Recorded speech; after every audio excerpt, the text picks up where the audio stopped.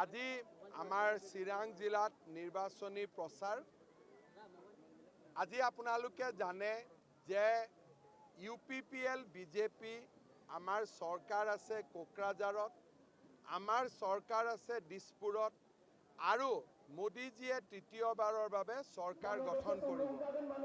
BTRত শান্তিৰ বাবে বিজেপি আৰু UPPLৰ চৰকাৰ এখন অত্যন্ত প্ৰয়োজনীয়। BTC বা BTRৰ প্ৰগতিৰ বাবে আমাক UPPL আৰু বিজেপিক চৰকাৰ লাগে, আৰু তেতিয়াহে আমাৰ এই অঞ্চলে শান্তি সমৃদ্ধি আৰু প্ৰগতিৰ খোজত আগবাঢ়িব পাৰিব। মই ৰাইজক সেয়েহে আমাৰ উমৈহতীয়া প্ৰাৰ্থী জয়ন্ত বসুমতাৰী ডাঙৰীয়াক ট্ৰেক্টৰৰ ছবিত ভোট দিবলৈ আহ্বান জনাইছোঁ। অসমত 4টা ফেজ আছে, 4টা ইলেকশ্যন আছে। 3টা আমি অনায়াসে জিকিম। ধুবুৰীত প্ৰতিদ্বন্দ্বিতা হ'ব, 3-কোণীয়া প্ৰতিদ্বন্দ্বিতা। আমি দেখা পাম যে কোন জিকিব, শেষ হাঁহি মাৰিব, কিন্তু 3টা সিটত আমি 100% জিকিম।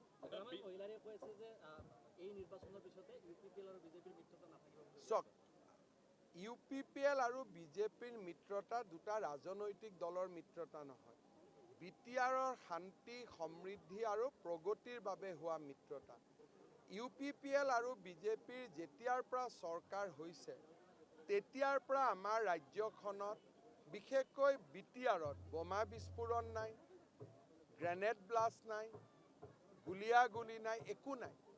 এতিয়া মানুহে বন্দুকেদি ভোট নোখোজে, হাতজোৰ কৰি ভোট খোজে মানুহৰ পৰা। এই পৰিৱৰ্তনটো স্থায়ী কৰিব লাগে। সেইকাৰণে এইটো ৰাজনৈতিক মিত্ৰতা নহয়, এইটো অসম আৰু BTRৰ বৃহত্তৰ স্বাৰ্থত হোৱা মিত্ৰতা।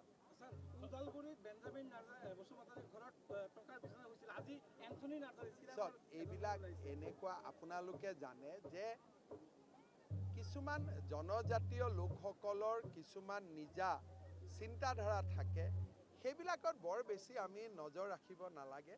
কিয় কাৰণে তেওঁলোকৰ এটা নিজস্ব জীৱনশৈলী আছে, নিজস্ব জীৱন আছে, আৰু এইবিলাক কথা আমি বেছিকৈ পাতি থাকোঁ কাৰণে তেওঁলোক আমাৰ ওপৰত খঙাল হৈ পৰে।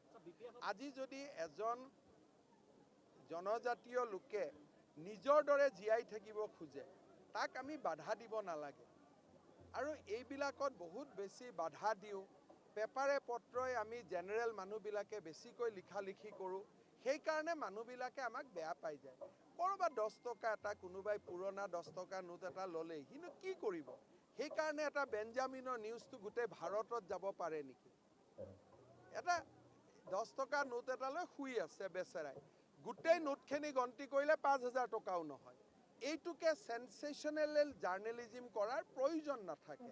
তাৰ ফলত কি হয়, জনজাতীয় মানুহবিলাকে মনত দুখ পায়, কাৰণ জাৰ্নেলিষ্টবিলাকতো চব মেক্সিমাম নন ট্ৰাইবেল থাকে।